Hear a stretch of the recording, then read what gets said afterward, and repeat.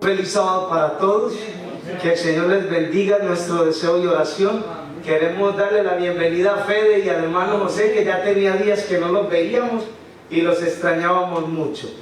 Bien, no sé si está haciendo un poquito de frío por el aire, si quieres apagar los ventiladores, porque a veces esto se siente mucho el calor. Sí, ahora sí, ya los apagaron. Bien, hermanos, esta mañana vamos a estudiar un tema que lleva por título Viviendo en el tiempo del fin, enfrentando las pruebas en el tiempo del fin. Aquí en este libro, este matinal lo iban a tirar a la basura, y este librito pues está muy bonito, titula Alza tus ojos, y este matinal, les voy a decir de qué año es este matinal, lo iban a tirar a la basura. Y pues yo dije, no, pues ¿cómo lo van a tirar a la basura? Este matinal es de 1982. Fíjense ustedes, sí, 1982, titula Alza tus ojos.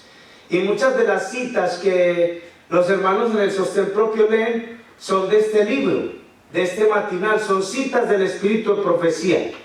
Aquí hay una página, la página 175, y esto lo voy a utilizar como ilustración para el tema de esta mañana, y titula, en la página titula La mano de Dios en el timón. La mano de Dios en el timón. Fíjense ustedes que en una ocasión Elena de White iba en un barco, y entonces en ese tiempo los barcos tenían, el capitán del barco manejaba el timón, con el timón se guiaba el barco, pero se desató una tempestad. La tempestad fue muy fuerte y comenzó a llover, y los que iban en el barco se desesperaron. ¿Saben qué hizo el capitán del barco?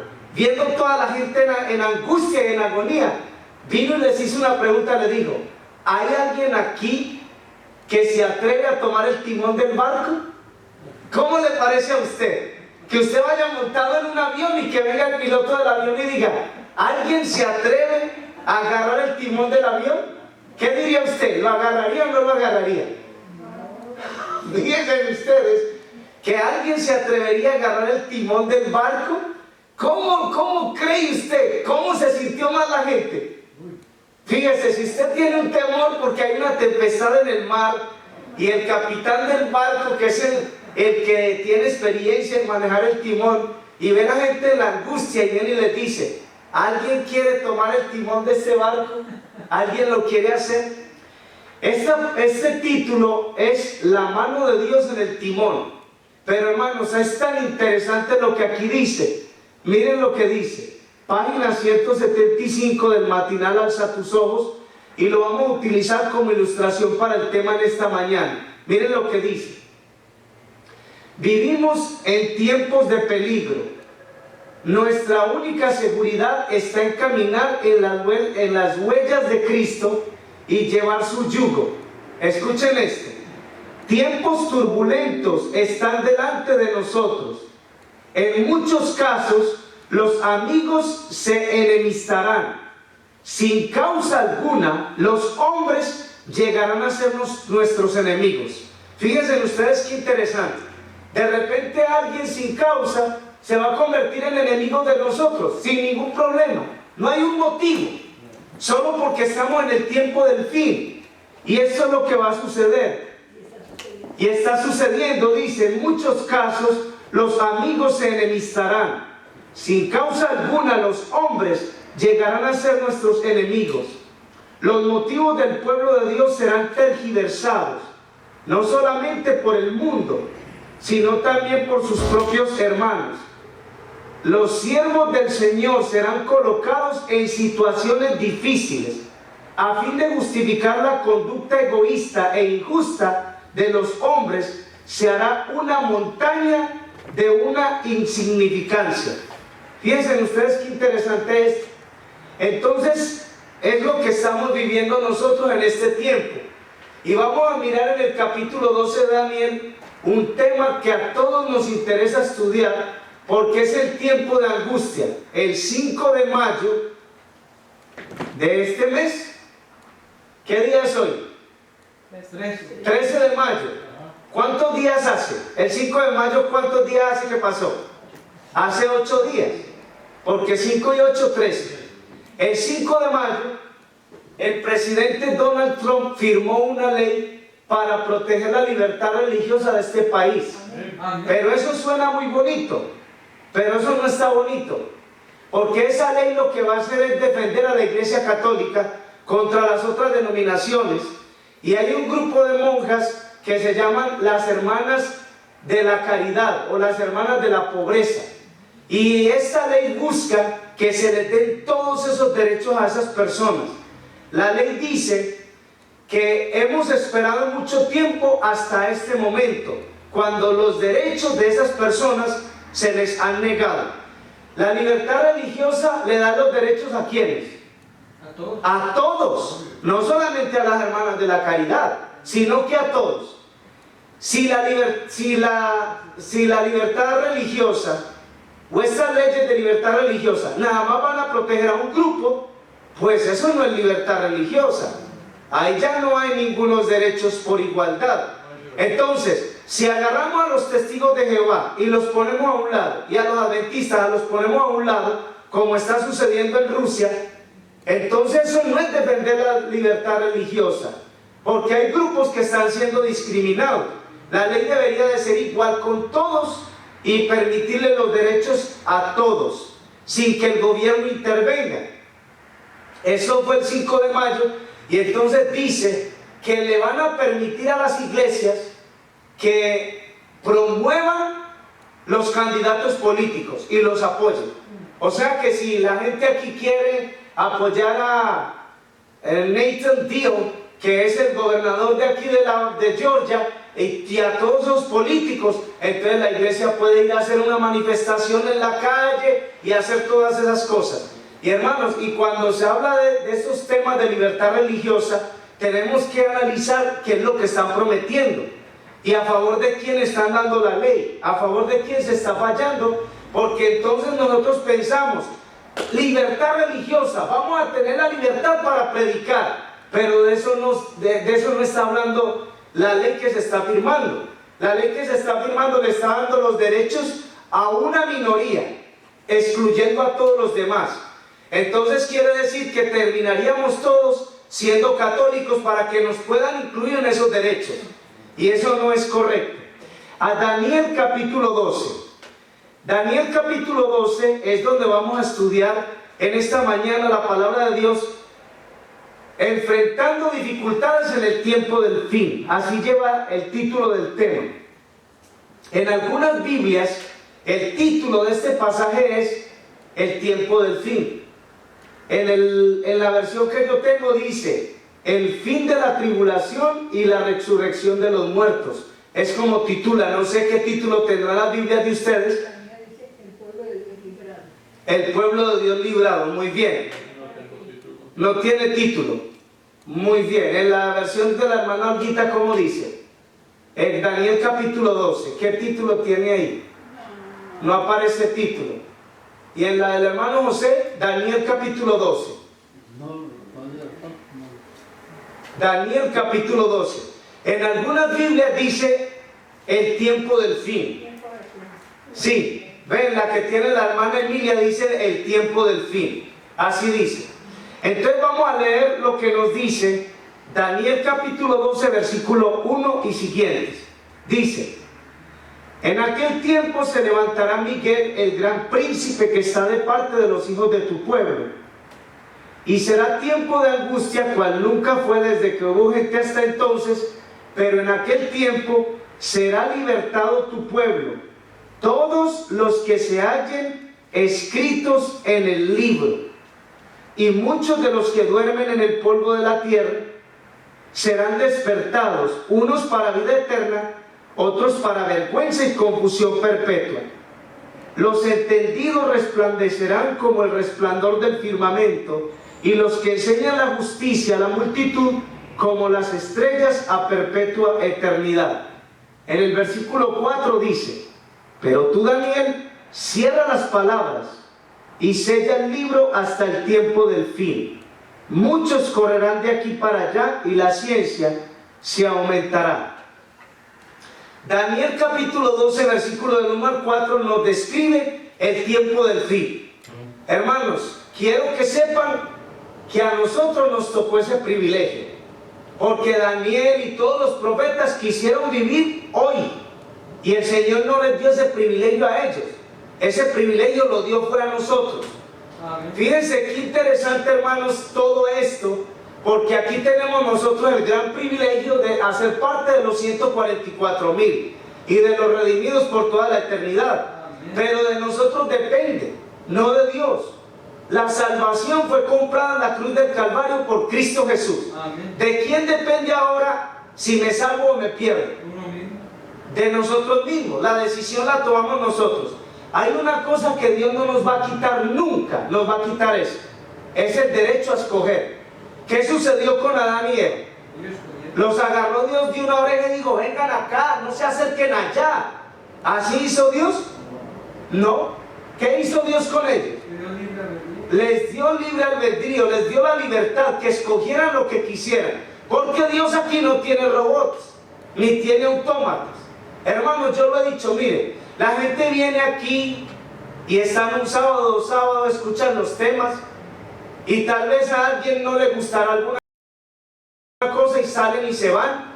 Y el hecho de que se vayan no nos da a nosotros, vamos a decir, la obligación de ir y buscarlos y traerlos y que se tienen que quedar aquí.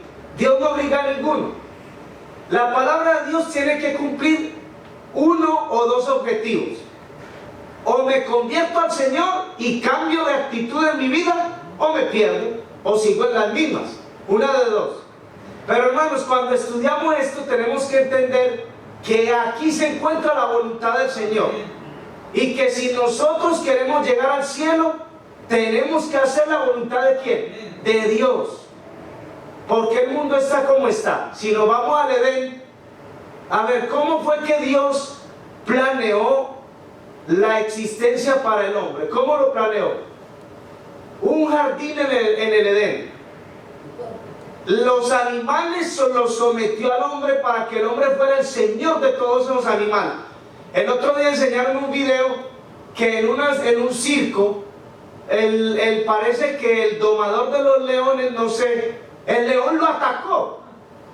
Y la mujer que estaba con el hombre dándole látigo al león, pues habían 8 leones ahí encerrados. Cuando los leones vieron que estaban atacando a un león, ¿qué cree usted que hicieron los otros leones? Se pusieron a mirar ahí, ahí lo están atacando. ¿Qué hicieron los otros leones? Atacaron a la mujer y los otros atacaron al hombre. Y al mismo aparecieron con un chorro de agua, pero fuerte, tratando de quitar los leones. Pues el hombre lo lograron separar del león, pero siguió dándole al león con el palo, con la vara esa, con el látigo. Pues ¿sabes qué hizo el león? Porque primero lo había agarrado por una pierna y ahora se le lanzó y lo agarró por el cuello. Fíjense ustedes, cuando Dios creó al hombre, los animales estaban sometidos a la soberanía del hombre. El hombre era el mayordomo de todos esos animales. ¿Qué sucedió cuando entró el pecado? Eso se rompió. ¿Qué hicieron los animales? Bravos, furiosos. Se convirtieron en animales salvajes. El otro día estaban enseñando que cómo los padres son irresponsables. Que allá en Alaska usted sabe que los osos son blancos y son muy grandes. Pues salió un oso no sé de dónde y había un padre con una niña y el padre le dijo a la niña: corre mi amor, abraza ese oso y yo te tomo una foto. ¿Cómo le parece a usted? A un oso de eso, ¿usted cree que el oso va a venir a abrazar a la niñita de 2 años? ¿Qué le hubiera hecho ese oso a esa niña? La mata. La despedaza. Son animales salvajes. Cuando Dios creó al hombre, lo creó para que viviera feliz en un jardín en el Edén. Le preparó todas las cosas antes de crearlo. El ambiente de la naturaleza, el agua, los árboles. Es más, un árbol que producía frutos para que el hombre viviera ¿cuánto tiempo? Eternamente, que era el árbol de la vida. Ahora, cuando Dios los pone ahí, les puso su ley, le dijo: aquí están, vamos a decir, mis condiciones para que ustedes vivan en este lugar. Este es el árbol de la ciencia del bien y del mal, y este es el árbol de la vida. Si ustedes comen de la ciencia del bien y del mal, ¿qué es lo que les va a pasar? Se van a morir, van a morirse. Ahora, si ustedes no lo comen, pues es obvio que no van a morir, y aquí está el árbol de la vida. Hermanos, la historia es triste, porque el ser humano, cuando encuentra la enfermedad, cuando encuentra, vamos a decir, la violencia, los crímenes, tantas guerras y tantas cosas, ¿a quién se le echa la culpa? A Dios. Y porque Dios es el culpable. Hermanos, siempre el ser humano busca a quién, un culpable. Cuando Dios llamó a Adán y Eva, porque le dijo, Adán, ¿dónde estás tú? ¿Qué dijo Adán? Me escondí porque tuve miedo. Dios le dijo, y vi que estaba desnudo y tuve miedo. Y Dios le dijo, ¿quién te dijo que estabas desnudo? ¿Acaso comiste del árbol que te mandé que no comieras? Dios lo dice así. Entonces lo primero que el hombre hace, en lugar de decirle, Señor, yo te pido perdón, yo no tenía que haber hecho esto, no. ¿Cuál fue la primera actitud del hombre? Culpar a la mujer. La mujer que tú me diste por compañera me engañó y yo caí. Ahí, ¿quién tuvo la culpa? Bueno, Adán le está diciendo a Dios, la mujer que tú me diste por compañera fue la que me engañó y yo caí. ¿A quién le estaba echando la culpa? A Dios. Tú tienes la culpa por haber hecho esta mujer. Cuando Dios le dijo a la mujer, ¿qué hiciste? La mujer dijo, la serpiente que tú creaste me engañó y yo caí. ¿De quién era la culpa? De Dios era la culpa. Y todos los seres humanos, ¿a quién culpan? A Dios. Hermanos, cuando venga el tiempo de angustia por el que vamos a vivir todos, no tenemos que estar buscando culpable, y menos en Dios. Porque nosotros tenemos que aprender que estas cosas van a pasar. Aquí dice en ese matinal que acabamos de leer en la página 175, dice, los hombres nos van a odiar sin causa y serán nuestros enemigos. Dígame, hermano, de repente que usted ve a alguien que usted vio en la iglesia o que lo vio en las reuniones, y que de repente diga, yo no sé quién es esa persona.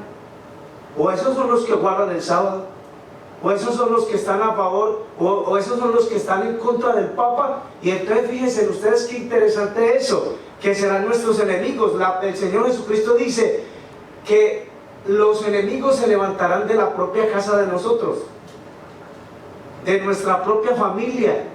Se levantarán esas personas. Judas era uno de los 12 que traicionó al mismo Señor Jesucristo, estaba en el grupo de los 12. Entonces, hermanos, todo lo que sucede en este mundo, en esta tierra, no es culpa de Dios. Cuando el pecado entró aquí a la tierra, porque el hombre tomó la decisión de seguir en el pecado, entonces tenemos 6.000 años de pecado. El originador del pecado se llama Satanás, pero Satanás lo que no quiere es que usted llegue al conocimiento de la verdad, ni que se consagre a Dios, ni que busque a Dios, ni que mucho menos. Entonces Satanás va a luchar para que usted no se salve, porque el plan de Satanás es una guerra entre el bien y el mal, y así dice la palabra de Dios. ¿Qué es lo que quiere Satanás? ¿Perder o ganar? Ganar, pero quiere ganar. ¿Quién quiere perder? Nadie. Díganme, ¿quién quiere perder? Nadie quiere perder. ¿Satanás quiere perder? No. Mire, Satanás está perdido. Quedó derrotado en la cruz del Calvario. Pero ¿saben una cosa? Satanás aquí está ganando mucho terreno. Mucho terreno está ganando. Hermano, ¿ustedes creen que es posible que cuando dice aquí Isaías capítulo 66, lo vamos a leer, Isaías 66, creo que en el versículo 23, Isaías 66, sí, Isaías 66, versículo 23, y de mes en mes, y de día de reposo en día de reposo, vendrán todos a adorar delante de mí, dice Jehová. Isaías 66, 23. ¿Vio? De sábado en sábado. Dicen esas versiones y está muy bonito porque está más claro. De sábado en sábado vendrán todos a adorar delante de mí, dice Jehová. Isaías 66, 23. ¿Qué es lo que vamos a hacer en la nueva tierra? De sábado en sábado. venir a adorar a Dios. ¿Dónde tenemos que aprender que en el sábado se adora a Dios? ¿Dónde aprendemos? Aquí abajo en este mundo, en esta tierra. Hermanos, miren esto que tan interesante. ¿Creen ustedes que yo estoy adorando a Dios cuando hago del sábado lo que yo quiero? Cuando dejo que mis hijos hagan lo que quieren, cuando yo estoy haciendo del día del Señor lo que quiero. Entonces, hermanos, si ahorita que no estamos viendo las cosas difíciles, nuestro cristianismo es así, ¿cómo les parece cómo vamos a actuar cuando vengan las cosas más difíciles? ¿Cómo va a ser nuestra actitud? Ahora es que nosotros tenemos que fortalecernos en el Señor, tomar las vitaminas del cielo, la fe, la perseverancia, la paciencia, la constancia. Hermano, esas cosas cuestan mucho. Registrarse en la escuela de Cristo no es fácil. No es fácil. Hermanos, miren todo esto. ¿Qué entienden ustedes por angustia?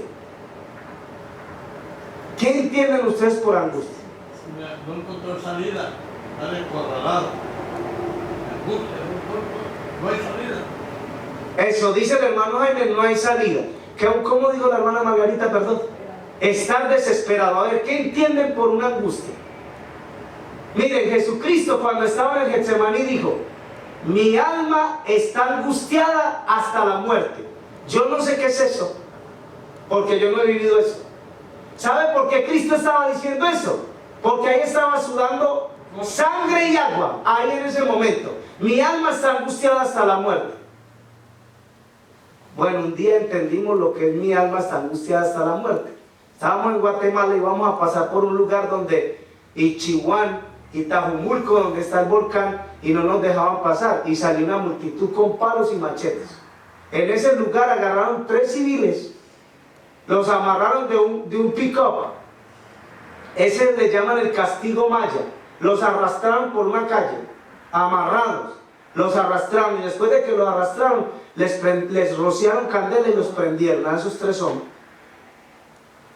Ahí agarraron a una ambulancia que venía con una mujer embarazada, mataron a la mujer embarazada y mataron al chofer de la ambulancia.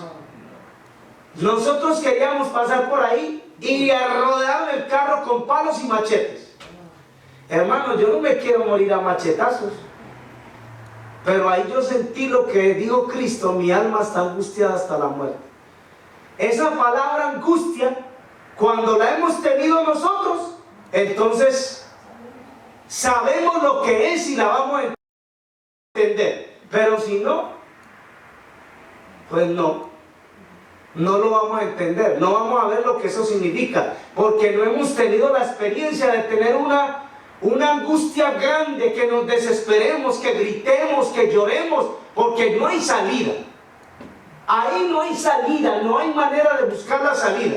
Por eso se llama la palabra angustia. Estar en una condición donde no es la mejoría, donde no hay el cambio, donde no hay una solución. Pero hermano, ¿sabe qué es lo más maravilloso? Aquí lo dice Daniel 12:1. Dice: en aquel tiempo se levantará Miguel, el gran príncipe, que está de parte de los hijos de tu pueblo. ¿Y será qué? Tiempo de angustia, cual nunca fue desde que hubo gente hasta entonces. Fíjense que este tiempo de angustia aquí aparece con una expresión: tiempo de angustia, cual nunca fue ¿qué? Desde que hubo gente hasta entonces. Hermanos, ¿recuerdan la Segunda Guerra Mundial? Cómo agarraban a todos esos judíos y los tiraban a las cámaras de gas, y todavía están esas fotografías y cuadros tan gráficos, puros esqueletos. Yo no sé si ustedes han visto esas fotografías, son como cerros de esqueletos. Hermanos, ¿saben una cosa? No se asusten, nosotros vamos a volver a vivir ese tiempo, porque la agenda del nuevo orden mundial, íbamos a ir a visitar los 10 mandamientos del nuevo orden mundial, que están aquí en Georgia, hermano Pavel, aquí están en Georgia. ¿Sabe qué dice uno de esos mandamientos? Que el nuevo orden mundial busca acabar con el 90% de la población mundial. Y en el 90% de la población mundial está usted y estoy yo. ¿Qué es lo que ellos nos quieren hacer? matarnos, nos quieren destruir. Los masones también están involucrados. Sí, entonces fíjense, hermanos, que todo esto, en la tarde vamos a ver el estudio de lo que está haciendo el nuevo orden mundial, crear una religión mundial. Ya los protestantes se unieron con el Papa, ya todas las religiones, uno de los principales líderes religiosos de los pentecostales, que dirige el canal de televisión Trinity Broadcasting Network, ese hombre dijo: yo no protesto, ni tengo nada por qué protestar, yo no soy protestante, hace mucho tiempo que yo quiero que todos nosotros, los pentecostales, nos unamos con el Papa Francisco. Fíjense ustedes, no leímos eso en el Convicto de los Siglos, donde dice que todos los protestantes se unirán ¿con quién? Con el Papa, con el Vaticano, con Roma, y ahí es donde se formará ¿qué? La imagen de la bestia. Fíjense qué importante es. Entonces, hermanos, aquí hay una promesa maravillosa. Dice que se levantará Miguel, el gran príncipe, que está de parte de los hijos de tu pueblo. ¿Cuál pueblo? ¿Ustedes creen, hermanos, que yo soy del pueblo de Dios porque abra la boca y diga que soy adventista? ¿Ese es el pueblo de Dios? No. El sábado pasado estudiábamos el tema del remanente. El diablo se fue a hacer guerra contra el resto de la descendencia de ella, los que guardan los mandamientos de Dios y tienen la fe de ¿quién? De Jesús. ¿Qué es tener la fe de Jesús? Vivir como un impío, sembrar el odio en el corazón de nuestros hermanos para que no pongan un pie en la iglesia, sembrar el odio en el corazón de la gente para que ni te saluden a ti. Eso es tener la fe de Jesús. Eso es tener la intención del diablo. Hermano, entonces estamos en el tiempo del fin. Esto ya se va a terminar. Y el Señor tiene las manos en el timón. Amén. Él tiene el control. Y hermano, yo estoy plenamente seguro que el Señor en su debido tiempo nos va a sacar de aquí. Amén. Y nos vamos a salir. Amén. Porque hermano, el Señor no va a permitir que sus hijos, como dice aquí, Miguel el gran príncipe que está de parte de los hijos de tu pueblo, va a permitir que sus hijos perezcan en estas ciudades. Hermanos, si nosotros tuviéramos los recursos y el dinero, hace años ya nos hubiéramos ido al campo. Veníamos diciendo cada año a los hermanos: hermanos, tenemos que salir de estas ciudades. Hace unos años atrás, 3 años atrás, que cayeron 2 pulgadas de nieve. Sí. 3 años. ¿Qué sucedió aquí en Georgia cuando cayeron 2 pulgadas de nieve? ¿Se acuerdan? Se paró, todo se paró. Hubo un caos en la ciudad. Si usted entraba en Walmart, los estantes estaban vacíos, hermano Olguita. No había pan, no había nada, ni agua, nada. Solo porque cayeron 2 pulgadas de nieve. Porque la ciudad no está preparada para que caiga nieve aquí. Dígame usted cuando Dios no lo quiera, pero cuando los países del Medio Oriente o Corea o esos países que esta nación ha desafiado, manden una bomba aquí a estas ciudades grandes, ¿cómo quedamos nosotros? Y destruyan puentes y acaben con todo. Ayer estaba enseñándole un video a mi esposa de un hombre que burló toda la seguridad en el aeropuerto de Texas y se metió hasta adentro. Dice que no se sabe qué pasó con él. Se cruzó y se cruzó y se cruzó y llegó allá, y casi llegando a la aerolínea. Llegó a la aerolínea, sino que de allá lo sacaron. Pero cuando revisaron los videos, miraron todos los puntos que ese muchacho se pasó para llegar allá. Que porque su novia iba a Guatemala, se iba a regresar, y él no quería que ella se fuera. Ese hombre no llevaba ni documentos de identidad ni nada. Está en la cárcel, está enfrentando cárcel por haber burlado todos los puntos de seguridad y haber faltado a las leyes y a las normas o reglas que el aeropuerto tiene. Hermanos, miren, si esto lo está haciendo una persona que es de aquí, dígame, ¿qué no harán esos extranjeros que vienen y se meten acá? ¿Y cuál es el plan de los musulmanes? Controlar, tener poder. Porque no sea musulmán. Si una persona es musulmana y practica esa religión, allí les enseñan que todo el que no practique la religión musulmana y no crea en Alá ni en su profeta Mahoma, eso es su enemigo. Ese es enemigo suyo, porque o se convierten ellos al muslim a la religión musulmana, o estos los tienen que exterminar, porque son los enemigos de la religión. Y para esa gente la muerte no significa nada. Esa gente se ponen aquí la dinamita, un chaleco lleno de dinamita, y van y se suicidan y se matan, y matan miles de personas. Porque ellos no tienen, a ellos no les importa ni la vida, ni morirse, ni nada de eso. La vida de ellos no tiene ningún valor, porque a ellos les han enseñado que cuando esas personas mueren en la guerra es santa, y el Dios de ellos allá en el cielo, o a donde se vayan ellos al paraíso, les va a dar 100 vírgenes y les va a dar la vida eterna, y no sé qué más basura les va a dar, cuando en la Biblia no dice eso. Y esa es la idea de la gente. Hermanos, miren, si ustedes entran en este momento a observar las noticias de todo lo que está sucediendo en la actualidad, usted se va a impresionar mucho. Pero si nosotros nos ponemos a observar la condición de lo que estamos viviendo en las iglesias, usted se va a impresionar mucho más. Hay una sola cosa que tenemos que considerar: ¿está el pueblo de Dios preparado para enfrentar ese tiempo de angustia?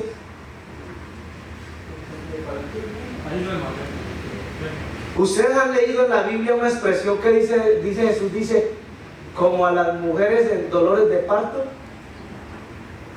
Bueno, los hombres no tenemos esa experiencia. ¿Cómo era un dolor de parto? ¿Cómo era eso? Porque en una ocasión a mí me dieron cálculos en el riñón, y ese dolor de la piedra tratando de pasar por el riñón, casi me desmayo, y yo grité a Tania, yo le dije, ¡ay! Y dicen que eso es como parir un hijo, pero eso fue así. Todo se me quedó oscuro, pero el dolor, yo no me podía enderezar. El dolor me llevaba así. Era nada más ¿cómo era los dolores en una mujer en parto? Fíjese eso es una cosa muy grande, y eso vale en una intensidad, hasta le ponen números, no sé hasta qué número llegará. Agarraron a 10 hombres y les dijeron, ¿ustedes quieren saber cómo son los dolores de una mujer en parto? Entonces dijo que sí, y les pusieron todos esos cables que por donde va a sufrir la mujer los dolores, y empezaron a darles esos toques eléctricos. Y uno empezó a gritar, ¡no, quítenmelo, quítenmelo!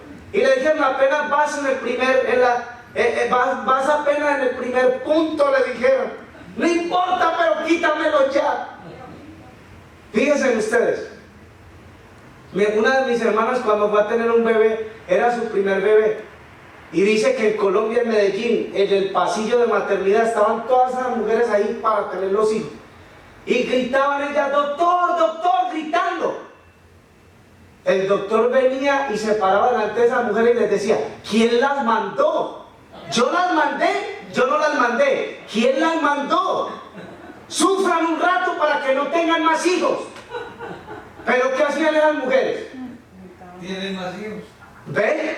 ¿Aprenden la experiencia? No. No aprenden la experiencia. Ya operaron una 4 veces porque la cesárea quedó mal hecha, y no sé si ya se habrá muerto la muchacha. No ha podido ver su bebé en 2 meses y medio, porque el bebé nació y ella se quedó en el hospital y no pudo regresar a su casa, y la han operado ya 4 veces. No sé qué le han hecho allá adentro a la muchacha. Le hicieron una mala práctica, y en Colombia te hacen una mala práctica y nadie responde por nadie, por el paciente, ahí se muere. No es como aquí, que te hacen una mala práctica y demandas al hospital, al médico y a medio mundo. Aquí no, allá no. Esa gente no tenía ni comida. Hermano, la angustia, la angustia, dice aquí, angustia de Jacob, no la podemos comparar nosotros ni aún con eso. Porque el apóstol Pablo dice, cuando digan paz y seguridad, vendrá destrucción repentina, y no escaparán como los dolores a la mujer encinta. Así dice. ¿Quiénes irán a tener esos dolores? Hermanos, cuando estemos sin comida, cuando Dios nos ha advertido vivir en el campo y sembrar nuestra comida. Nuestra agua debe estar en el campo. Amén. Hermanos, esos en inglés se llama water well. Yo no sé cómo se dirá en español eso. Sí, un pozo, pero es que en español no hace sentido un pozo. Manantial. Un pozo de agua. Sí, porque en inglés se llamaría water well. Y eso es un pozo, pero es un pozo de agua que le ponen una motobomba y saca el agua de abajo. Por filtrarlo. Esa es el agua que el Señor quiere que nosotros estemos consumiendo. ¿Saben ustedes qué hace el agua que llega a nuestras casas? Esa agua tumba el cabello, nos llena de alergia y no sé cuánto cloro trae y no sé cuántas cosas trae y todo eso, y eso es lo que nosotros consumimos, porque el pueblo de Dios no ha querido obedecer. Si el pueblo de Dios hubiera obedecido y si hubiera ido al campo, por eso dice, la tierra ayudó a la mujer. ¿Quién es la mujer? En el Apocalipsis la iglesia está representada por la mujer. La tierra ayudó a la mujer, quiere decir que la iglesia debería de estar en el campo, sembrando su maíz, sembrando su comida, sus cosas, su agua y todo, y ser independiente. Amén. Independiente del gobierno y del sistema, para que cuando venga la guerra, la calamidad y el problema y venga todas las demás cosas, el pueblo de Dios ¿cómo está? Seguro, porque tiene su comida y sus cosas, y el Señor no va a permitir que la mano de Satanás entre ahí, porque el Señor nos va a proteger. ¿Cómo nos va a proteger el Señor si estamos en el medio de los impíos? ¿Qué tuvo que hacer el Señor con Lot y su familia para poderlo salvar? Lo sacó, vamos, escapa por tu vida, y él se quería salir. No. Mira, hermano, la Biblia dice que los ángeles llegaron a Sodoma en la caída de la tarde. ¿Y a qué horas estaban saliendo? La noche. Dice que ya estaba rayando el alba. Hermano, ¿ustedes creen que a la medianoche no le dijeron a Lot, sálgase de aquí? ¿Y qué dice la Biblia? ¿Qué estaban haciendo ellos? Dice, y tardándose Lot, los ángeles asieron de sus manos y de las de sus hijas y de su mujer y lo sacaron. Sin embargo, allá afuera se perdió la mujer. ¿Por qué se perdió esa señora? ¿Dónde estaba el corazón de esa mujer? Allá en Sodoma. Ella no quería salir de allá. Era una angustia para ella perder toda esa comodidad y toda su riqueza y todas sus cosas. ¿Dónde quedó ella perdida? Ahí en ese lugar. Y dice el Señor Jesús, hablando de eso es un testimonio. Eso quedó como testimonio para que nosotros podamos entender. Hermanos, ¿qué tenemos en este mundo? Nada tenemos. Si usted tiene 100 millones de dólares o 50 millones de dólares o $1 millón que tenga, eso no nos sirve ni para la salvación, ni para la felicidad, ni para nada. El dinero es importante. Perdición, es verdad, porque muchos ponen su mirada en las cosas materiales y las cosas de Dios las dejan a un lado. Dice Daniel 12:1, dice, en aquel tiempo se levantará Miguel, el gran príncipe que está de parte de los hijos de tu pueblo, a nuestro favor. Si vivimos una vida de obediencia, nuestro Dios está a nuestro favor. ¿Recuerdan lo que dijo el apóstol Pablo? Si Dios es con nosotros, ¿quién va a estar contra nosotros, hermanos, si Dios está con nosotros? No van ni todos los diablos juntos, ni todo el infierno junto en contra de los hijos de Dios, porque el Señor no lo va a permitir. Todos los ángeles del cielo estarían dispuestos a venir, vaciar el cielo entero para salvar a uno solo de los hijos de Dios. Por eso nunca debemos de despreciarlo, solo porque sea uno o dos personas. Al contrario, si hubiera sido uno solo, por él hubiera venido a morir Cristo. Amén. Porque ese es el plan de salvación, lo que nosotros no podemos entender. Versículo 2, miren lo que dice. En el versículo 1 dice, ¿quiénes serán liberados? A ver, ¿quiénes son liberados? ¿Qué dice el capítulo 12, versículo 1? Pero en aquel tiempo será libertado tu pueblo. ¿Quiénes? Todos los que se hallen escritos en el libro. ¿En cuál libro? ¿Quién nos puede borrar de ese libro? Dios es el único. Aquí está Éxodo capítulo 32. Éxodo 32 y en el versículo 32, 33. Sí, Éxodo 32, versículo 32. Moisés le dice al Señor, le dice, que perdones ahora su pecado, si no, ráeme ahora de tu libro que has escrito. Y Jehová responde a Moisés, al que pecare contra mí, a este raeré yo de mi libro. ¿Quién nos va a borrar del libro de la vida? ¿Y cuál es la razón para que Él nos borre? Porque tiene que haber un motivo. Es la desobediencia. El pecado nos va a descalificar para el cielo. Hermano, eso es muy importante. A usted no lo va a borrar una secretaria de una iglesia, ni la conferencia general. Éxodo 32, 32. Hermano, entonces es tan interesante eso, porque aquí me enseña a mí la palabra del Señor. Dice, al que pecare contra mí, a ese voy a borrar yo de mi libro. Un hermano hizo una pregunta en una tarde que estábamos estudiando un tema, y él decía que cómo hacen en el cielo, si nos borran y nos vuelven y nos anotan. Le dije, no hacen eso. En el cielo no están jugando. El hermano estaba preguntando que si en el cielo nos borraban y después nos volvían y nos anotaban. En el cielo no están jugando. Aquí usted puede jugar con el pecado, podemos todos incluirnos en el mismo grupo, estar jugando con el pecado. En el cielo hacen así. Allá está el nombre Mauricio Velázquez. Hay un libro que se llama Libro de la Vida, pero hay otro libro en el cielo que se llama ¿cómo? Libro de las Memorias. ¿Qué es lo que hay en las memorias? Porque el Señor dice que serán juzgados los muertos por las cosas que hayan hecho, sean buenas o malas. Entonces ahí donde dice Mauricio Velázquez, allá en el libro de las memorias está todo lo que Mauricio Velázquez hizo. ¿Creen ustedes que el Señor va a ir allá y entonces a borrar el nombre de Mauricio solo porque allá?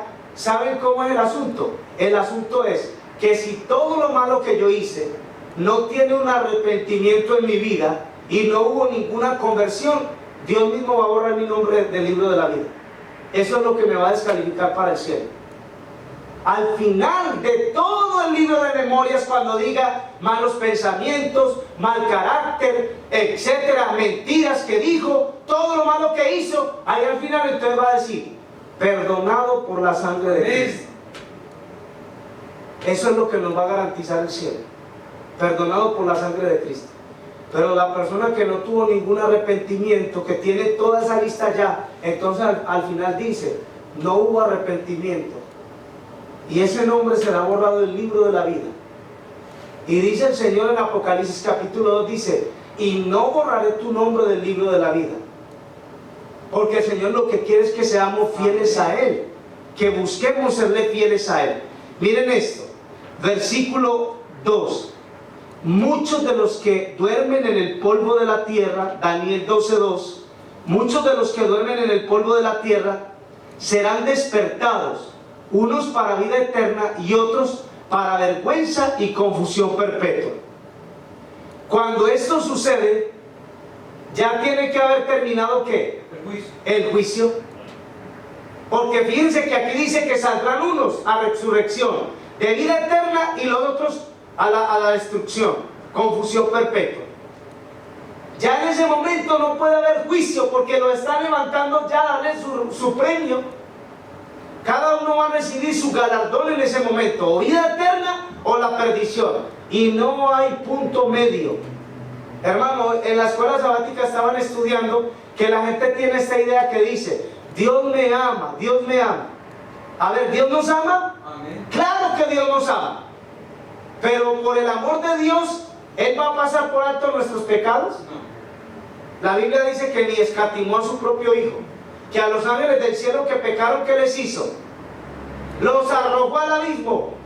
¿Y qué hizo con nuestros primeros padres cuando pecaron? Los expulsó del Edén. Hermano, es que así es Dios.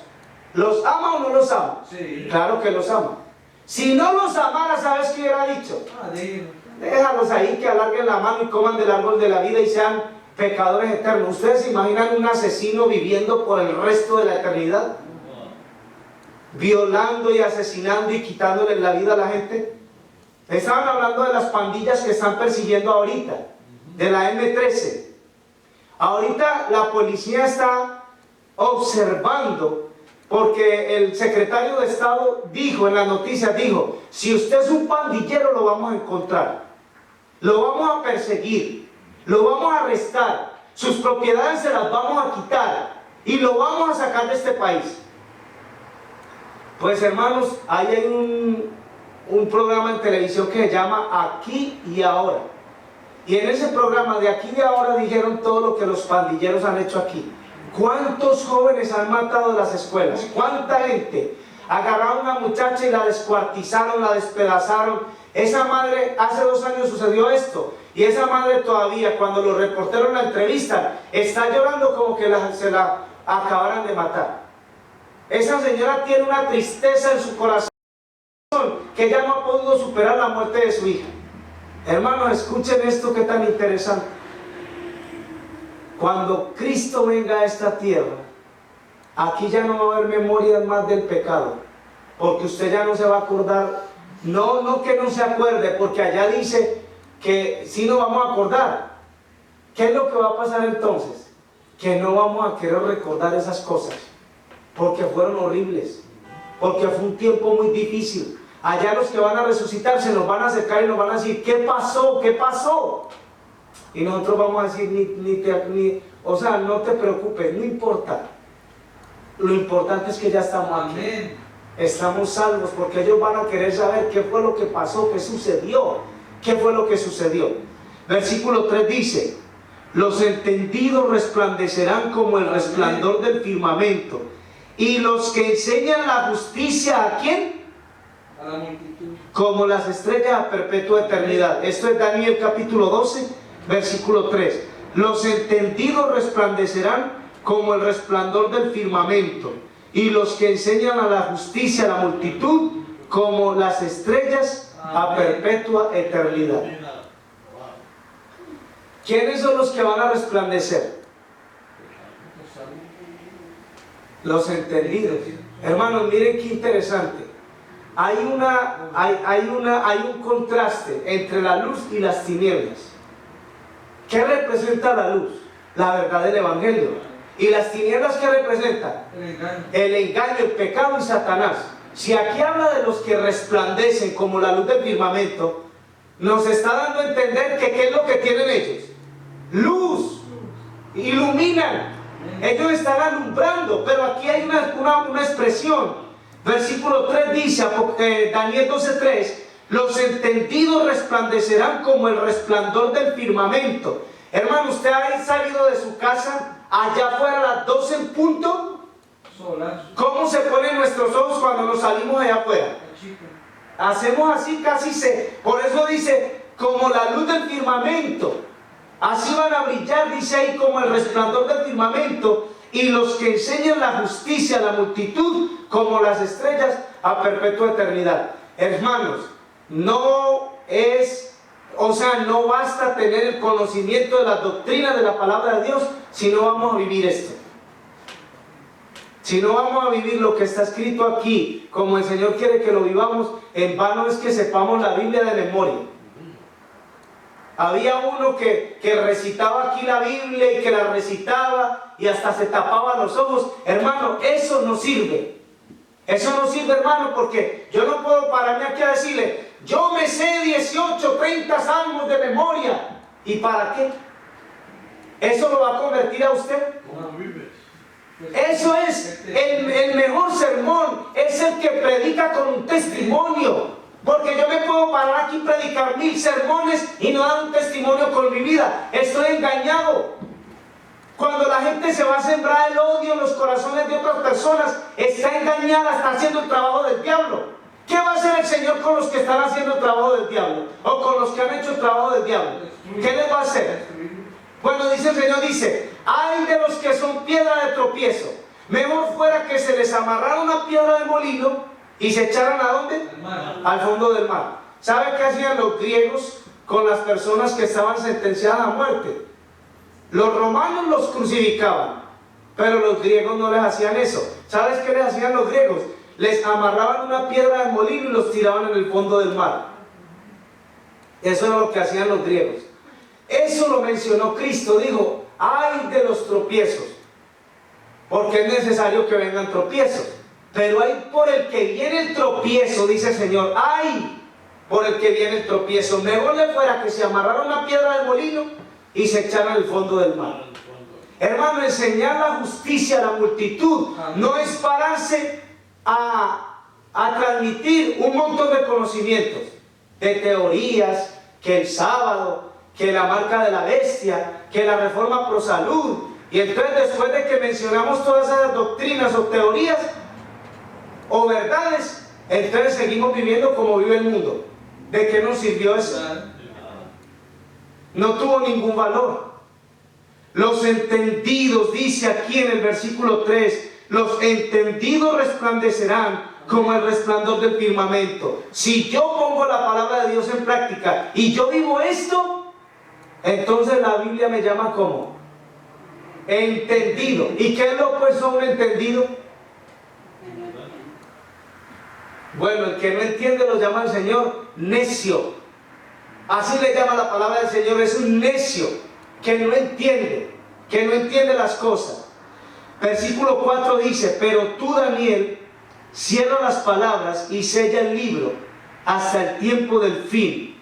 Muchos correrán de aquí para allá y la ciencia se aumentará. Hermanos, ahora tenemos un problema con lo de inmigración, las leyes de inmigración. Hay mucho temor. Los hermanos tienen mucho temor. Algunos no quieren ni manejar. El año pasado Barack Obama firmó una ley para que persiguieran a los guatemaltecos. En Carolina del Norte hubieron hermanos de Guatemala que no querían ni siquiera asistir a la iglesia. Estaban encerrados en sus casas, aguantaban hambre con sus familias por el temor de no salir a la calle. Yo estaba hablando hoy con mi esposa porque yo oí decir a mucha gente que venía a la iglesia: el año entrante yo me voy a ir a mi país. Y aún pastores que están aquí documentados: yo el año entrante me voy a ir a mi país. Mentira. La gente no se quiere salir de aquí. Y hermano, sí, muchos buscan las cosas materiales. Y el año entrante sí me voy. Y conozco a uno que hace 5 años nos dijo: yo me voy a ir en diciembre. Pero yo no sé cuál diciembre. Allá hicieron una pregunta en Medellín, en la ciudad donde yo se dijeron: ¿cuál será la mentira más grande? Entonces todo el mundo se pone a pensar: ¿cuál será la mentira más grande? Porque a veces hay mentiras de pequeñas a grandes, y se reunieron toda esa gente donde yo soy, de Medellín, y empezaron a decir: la mentira más grande, ¿cuál es la mentira más grande? Y vino un hombre y dijo: la mentira más grande es: mañana te pago. Esa es la mentira más grande: mañana te pago. ¿Y por qué? Nunca paga. ¿Vio? Nunca viene mañana. Entonces, como no viene mañana, entonces no te va a pagar. Hermano, eso pasa con mucha gente. Ahora sí, y estudiábamos el tema de las promesas el sábado pasado. Dice en el Eclesiastés, dice: no prometas, no hagas que tu boca te haga pecar, porque Dios no se complace de los insensatos. Es mejor que no digas nada. Señor, si yo entro a ese país, yo te voy a servir. Señor, si tú me permites llegar, yo te voy a servir. Yo te prometo que si me das la residencia, te voy a servir. Entonces uno agarró su residencia y se fue a manejar taxi los sábados, porque agarró su residencia. Y hermanos, si otros no han hecho así, han hecho peor, porque se han ido a tomar licor. Y hermanos, y aquí tenemos hoy que entender que el Señor nos va a pedir cuenta. No importa si se llama pastor, miembro de iglesia, lo que sea, está en la calle o está dentro de la iglesia, el juicio va a ser para todos por igual. Y serán juzgados las personas por lo que hayan hecho. Bueno, alguien dice: pero no es importante lo que yo haga, pero por eso voy a ser juzgado, por todo lo malo que hice y por lo bueno que hice. Y va a haber una balanza, me imagino, y ahí el Señor va a pesar todas las cosas. ¿Qué me motivó a mí a hacer una buena obra con una persona? ¿Y qué fue lo que me motivó a la desobediencia, a vivir una vida de pecado, de desobediencia? Hermanos, miren estos versículos. Vamos a leer aquí en el versículo Salmo 91:15. Vamos a ver qué va a hacer el Señor cuando entremos en la angustia y ya no sepamos, hermanos, qué camino vamos a tomar, ¿Qué decisiones vamos a tomar? Salmo 91, 15. ¿Qué va a hacer el Señor conmigo cuando esté en la angustia? Salmo 91, 15.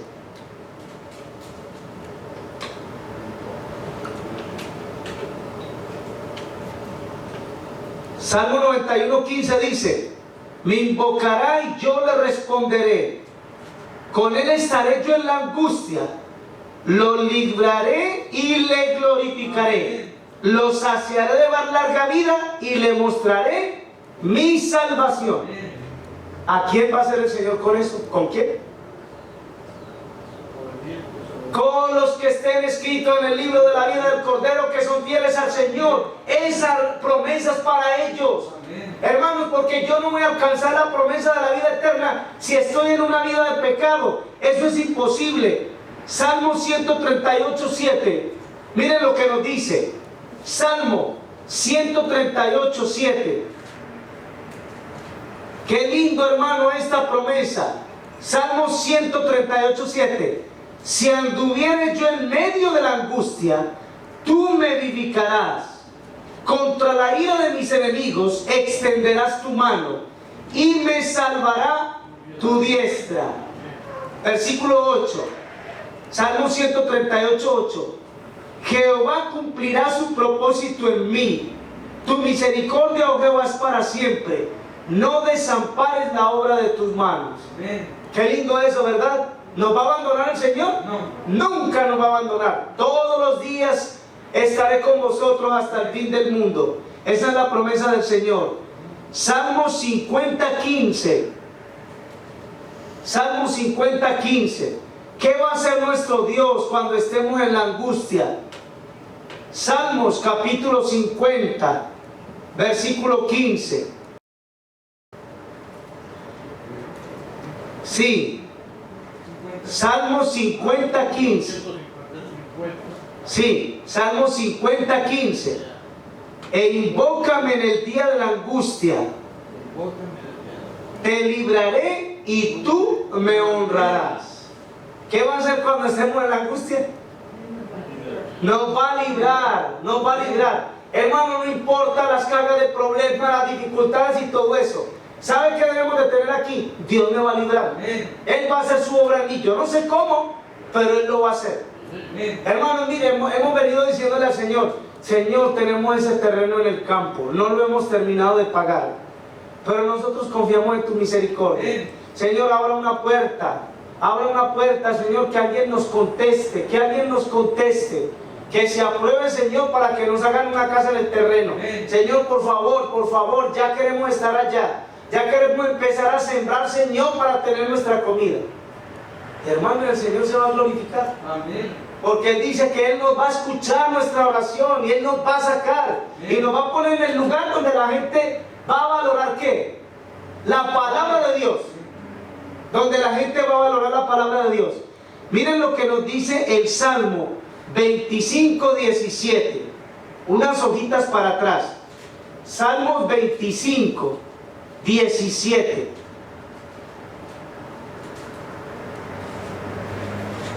Vamos a ver cómo Dios nos va a librar. Salmo 25, 17. Las angustias de mi corazón se han aumentado. Sácame de mis congojas. Mira mi aflicción y mi trabajo, y perdona todos mis pecados. Mira mis enemigos cómo se han multiplicado, y con odio violento me aborrecen. Guarda mi alma y líbrame. No sea yo avergonzado, porque en ti confié. Integridad y rectitud me guarden, porque en ti he esperado. Redime, oh Dios, a Israel de todas sus angustias. Amén. ¿El Señor nos va a librar de qué? De todas nuestras angustias. Hermanos, yo solamente pienso en el cielo nuevo y en la nueva tierra. Yo no sé si usted pensaba antes de venir a este país. ¿Qué le dijeron? ¿Que cómo era este país? Bueno, allá oía yo que este país era muy lindo, que los carros eran muy lindos, que las casas eran muy lindas.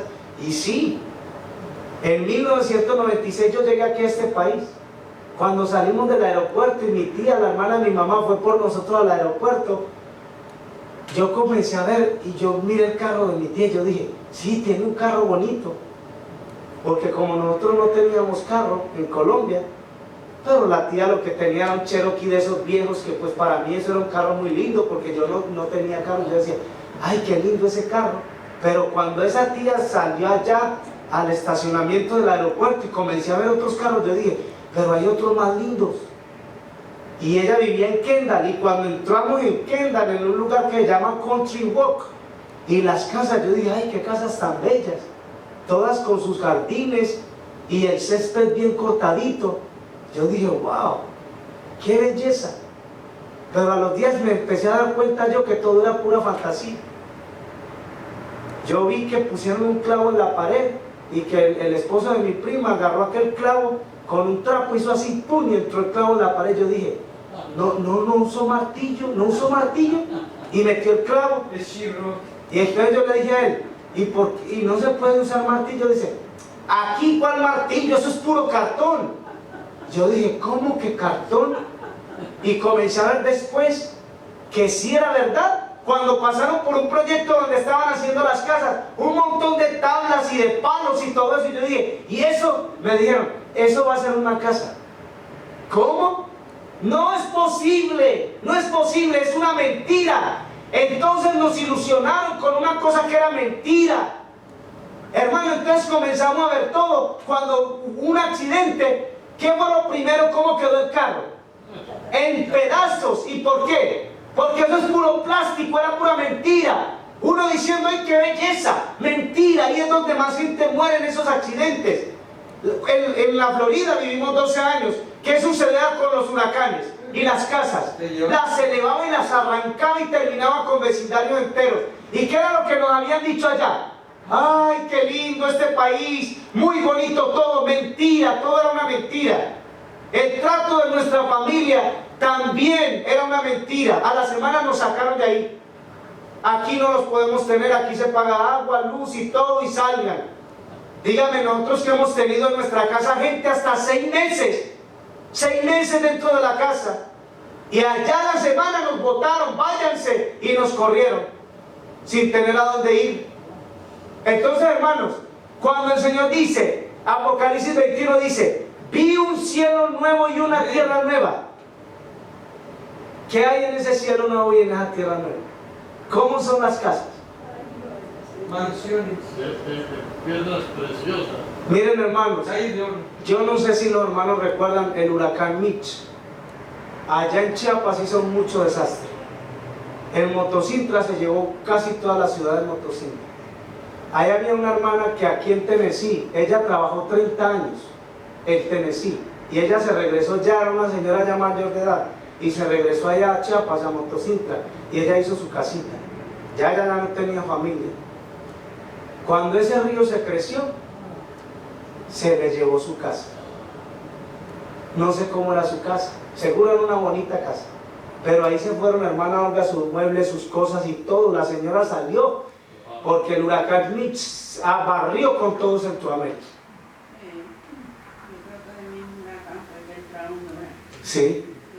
Honduras, El Salvador, Guatemala, Guatemala, allá donde estaba la voz de los 3 ángeles, hubo un deslave de tierra y se mataron todos los locutores.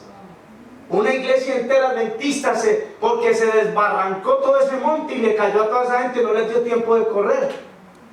Hermanos, esa señora perdió esa casa, y el alcalde, bueno, el gobierno pues les estaba dando casa a las familias, pero a una familia, pero no a una sola persona. Y como la señora no tenía más hijos, ni más nietos, ni más nadie, sino que era solita la señora, le dijeron, no le podemos dar una casa a usted sola. Si usted quiere vivir con una familia, vamos a hacer una casita y ahí duerma usted en un cuarto. Y hermano, y la pusieron en una casa con el perdón, hermano, porque todos los amamos con la vida, con el corazón. Le tocó en una casa de unos mexicanos que todo el día era esa bulla, que los Tigres del Norte, que la banda El Recodo, y toda esa bulla, hermanos. A veces llegamos con Tania a un lugar y cuando empiezan con eso, en el Farmers Market hay unos muchachos que trabajan y son de México, andan esos radios y todo el mundo oye esa música. Yo digo, óigame, no respetan. Y es una música que cuando la escuchas da a entender la cultura que tiene la gente. Hermanos, esa señora todos los días lloraba. Ella no podía orar, no podía hacer un versículo. Y yo tuve una campaña, hermanos, y una vez la señora estaba ahí en los primeros puestos, y el tema era el cielo nuevo y la tierra nueva. Esa señora empezó a llorar, a angustiarse y a llorar. Y yo ya me sentí incómodo. Y cuando terminó el tema, ella vino y oramos. Y oramos por los que pasaron la llamada. ¿Sabes qué dijo la señora? Dijo, ¿cómo quisiera que eso fuera hoy? Amén. Que mi Señor me diera mi casita en el cielo, así sea por allá en una esquina. Yo la voy a aceptar, dice. Yo perdí aquí mi casa con el huracán Mitch, dice, me metieron en una casa donde esa gente no tiene ningún temor de Dios. Esa gente, usted va a ver las botellas de cerveza tiradas afuera, usted va a ver la mujer todo el día maldiciendo al marido, maldiciendo a los hijos. Y esa pobre anciana le decía, no maldigas a tus niños, no lo hagas, eso es un error, no maldigas a tu esposo. Esa mujer todos los días se levantaba temprano y como que tenía el demonio adentro, maldiciendo todo, maldiciendo sus hijos, maldiciendo su marido. Y aquella pobre anciana ya, y la música a todo volumen, la pobre hermana sin poder orar, sin poder leer la Biblia, y allá ella llorando decía, ay hermano, me quedé sin casa, pero en el cielo el Señor me tiene mi casa. Yo quiero llegar a ese lugar. Ahora he sufrido mucho, y ahora no puedo ni leer la Biblia en mi casa por la bulla y el desorden. Porque el gobierno no le da una casa para ella sola, porque muchos quedaron sin casa. Decía, si por lo menos usted tuviera a su esposo, sus niños, sí se le da una casita, pero no se le podía dar una casa a ella sola. Hermanos, ¿saben una cosa? Después del tiempo de angustia, Miguel, el gran príncipe que está de parte de los hijos de tu pueblo, se levantará a favor de los hijos de Dios. ¿Y qué va a hacer con sus hijos? ¿Dónde los va a llevar? No los va a llevar a Disney en Orlando, ni lo va a entrar a los Estados Unidos. No les va a enseñar las casas de tabla, esas casas de pura fantasía, casas puras aparentes. Son muy lindas las casas, ustedes van a ver esas casas, son casas preciosas. Pero hermano, ¿cómo son las casas del cielo? Dice, son mansiones. Son mansiones. Yo no sé, hermano, cuando el Señor diga, mira, esta es tu casa, y estemos en la entrada de la casa y decir, Señor, esta es mi casa que tú me preparaste, aquí voy a vivir yo. Qué privilegio tan grande, hermano. Por eso tenemos que luchar. El enemigo no quiere que te salves, te quiere quitar la bendición, te quiere desanimar. Hermano, yo creo que mucha gente no viene a veces a la escuela sabática porque no quiere ni la Biblia estudiar. ¿Cómo nos vamos a ir al cielo? ¿Cómo vamos a ir al cielo, hermano, si la Biblia no la vamos ni a abrir? ¿Cómo vamos a aprender a conocer a nuestro Dios, lo que Él quiere que nosotros hagamos? No es posible. Hermanos, mi deseo y mi oración es que continuemos adelante. La orden del Señor es marchen. Y nuestra marcha nos va a llevar seguros hasta el reino de los cielos.